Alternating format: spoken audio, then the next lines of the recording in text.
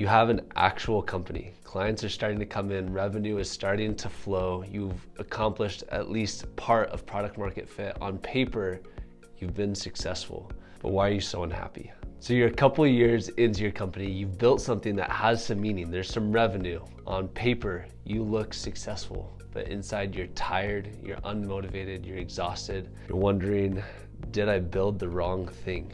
I know that feeling because I've lived it. 5 years in was the most depressed I've been as a founder.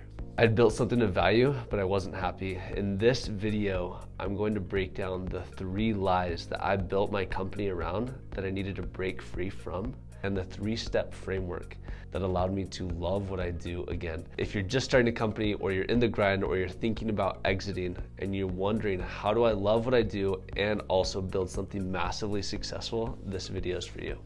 I'm Cort Brady. I built multiple companies, have multiple 7-figure exits, now own a company of 80 employees that have transitioned from CEO to board member. If your business is growing, but you feel disconnected, this video is for you. Let's jump in. So here are the 3 lies that I continued to believe for way too long, and because of it, I was able to build a successful company, but the fulfillment that I sought did not follow. Here's the first lie that I told myself. You can be happy and fulfilled just by removing pain.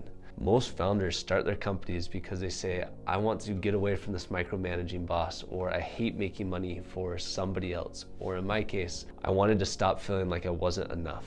The truth is that you can build a business where you remove that micromanaging boss, or you're not making money for somebody else, or you remove that feeling like I'm not enough. And so you get to the end of that adventure and you realize, man, I no longer have this bad thing in my life, but it doesn't mean that I have this positive that I was seeking, because what was I seeking? So the reframe there is, instead of running away from pain, run towards joy.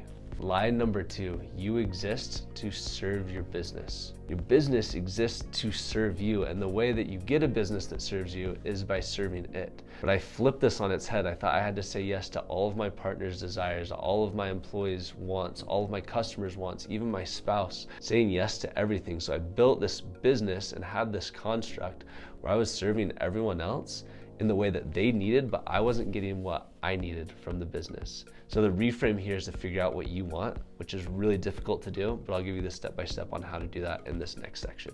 Line number 3, this one's gonna sound super cliche, but it's worth mentioning because of how true it is. Money does not solve all your problems. I had different family members that had different health struggles, and we didn't have the finances to take care of those. And so I thought, if we have money, all these other problems are going to be fixed and going to be solved. But what that creates is this fear that if I lose my money, my life is going to crumble. And so you start solving for the wrong things instead of solving for being a person that, no matter the situation, you understand and you're confident in your ability to handle the situation, not because of the money or the resources or the connections that you have, but because who you are as a person. So those are the 3 lies, and as long as you live in them, yes, it'll be possible to build a company that is successful, but the fulfillment won't come. So here's the framework. I call it the Holy Trinity because you have these 3 different circles, and as they overlap, it creates the Trinity symbol. The first circle in that framework is to figure out what it is that you want, and then to rank order those things you want in relation to each other. People talk about autonomy and meaning. They talk about cash flow and net worth. All of those things pull on each other. If you want to create something that doesn't require you to ever be on call and never be needed, then amazing, you can probably create that. I was able to create that in my business. But what it took was this sense of purpose, because when you're no longer needed, part of your purpose is now gone. The same held true for net worth. You can create tons of net worth, but how much short-term pleasure and luxury are you willing to give up along the way? Going through these trade-offs in your mind and then giving yourself a hierarchy and saying, this is what's most important, second most, and third most important, is gonna give you this framework to be able to make decisions through. That's step number 1. Step number 2 is figure out what puts you in flow. There is a philosopher, Mihai Csikszentmihalyi, that in the 80s first introduced this idea of flow. He described flow as those activities where you get intrinsic motivation just by doing the activity itself, regardless of what that outcome was. So figure out what those are for you. What are the activities that you can do for hours at a time that you can enjoy the activity itself, not just the effects that come from doing that activity.